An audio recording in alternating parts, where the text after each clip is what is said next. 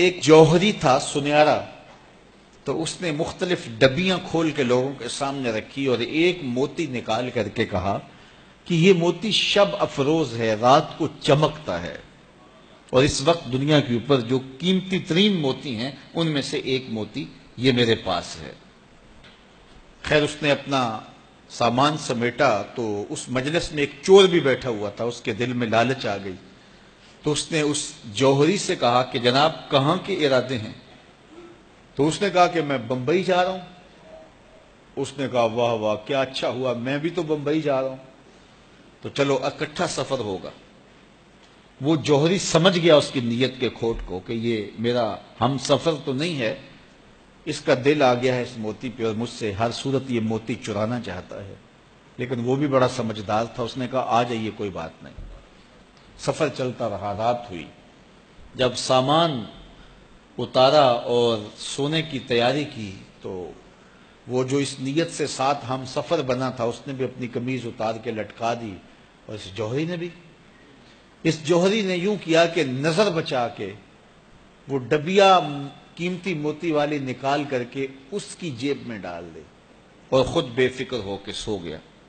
جب یہ خراٹے لینے لگا تو چور اٹھا، اس کا سامان ٹٹولا، اس کی جیبیں دیکھی، سارا دیکھتا رہا، خیر دن چڑھ گیا۔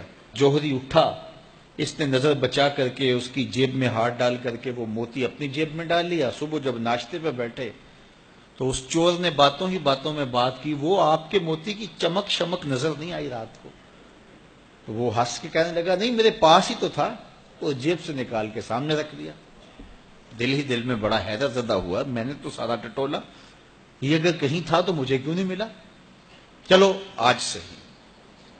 اگلا دن آیا تو پھر اس نے قمیض اتار کے رکھی اور اس نے نظر بچا کے اس کی قمیض میں وہ موتی ڈال دیا اور خود بے فکر ہو کے سو گیا۔ یہ ساری رات اس کے سامان میں، اس کے لباس میں تلاش کرتا رہا اور وہ مزے سے سویا رہا۔ صبح اٹھا اور نظر بچا کے اپنی جیب میں ڈال لیا۔ ناشتے پہ پھر بات کی کہ وہ آج بھی کوئی چمک شمک دکھائی نہیں دی۔ اس نے کہا میرے پاس ہی تھا، جیب میں ہاتھ ڈالا اور سامنے رکھ دیا۔ بڑا حیرت زدہ ہوا، دل ہی دل میں سوچا چلو کل صحیح۔ اس نے پھر ایسے کیا اور یہ ساری رات اس کا سامان ٹولتا رہا پوری تفصیل کے ساتھ۔ خیر جب صبح ہوئی تو اس نے پھر نظر بچا کے اپنی جیب میں وہ موتی رکھ لیا تھا، تو اس نے پوچھا وہ رات والا موتی آپ کا نظر نہیں آیا جس کو آپ کہتے تھے چمکتا ہے؟ کہا وہ ڈبیا میں رکھا ہے اس لیے چمک دکھائی نہیں دی، تھا تو میرے پاس ہی، اور جیب میں ہاتھ ڈالا اور سامنے رکھ دیا۔ یہ سر پکڑ کے بیٹھ گیا، میں روز اس کی جیب ٹٹولتا ہوں، سامان بھی دیکھتا ہوں، یہ رکھتا کہاں ہے؟ میں نے تو کوئی جگہ نہیں چھوڑی۔ اس نے کہا سچ بتاؤں میں تیرا ہم سفر نہیں تھا، میں چور تھا، میں تم کو بتا رہا ہوں۔ اب آپ میرے بھی استاد نکلے، مجھے اتنا بتاؤ کہ یہ موتی آپ رکھتے کہاں تھے؟ میں ساری رات ٹٹولتا رہا اور 3 دن ہو گئے مجھے، میں نے کوئی گوشہ نہیں چھوڑا، آپ کا سامان کھول کھول کے دیکھا ہے، آپ کا لباس الٹ پلٹ کے دیکھا، لیکن مجھے ملا ہی نہیں، یہ رکھتے کہاں تھے؟ مجھے یہ تو بتاؤ۔ اس نے کہا لوگوں کی جیب میں ٹٹولتے رہے، اپنی جیب میں ہاتھ ہی نہیں ڈالا۔ بلے شاہ اڈ دیاں پھڑنے، جڑا گھر بیٹھا ہے انہوں پڑھیا ہی نہیں۔ وَفِي أَنفُسِكُمْ أَفَلَا تُبْصِرُونَ، کہا تم کہاں اسے ڈھونڈ رہے ہو، ذرا اندر بھی اتر کے دیکھو، اندر اترو گے تو اس کا سراغ مل جائے گا۔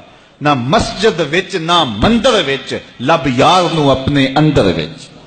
جب اپنے اندر اترو گے تو پھر سراغ زندگی نصیب ہو جائے گا، عرفان ذات ہوگا تو پھر عرفان الہی نصیب ہوگا۔ لیکن ہم دائیں بائیں ڈھونڈنے نکلے لیکن اپنے اندر اتر کے نہ دیکھا، تو سراغ زندگی ملتا ہی تب ہے جب اس کی چوکھٹ پہ جھکنا بندہ سیکھ جاتا۔ تو اس کی چوکھٹ پہ جھک کر کے زندگی کی سربلندی حاصل کیجئے اور مقصد زندگی حاصل کیجئے۔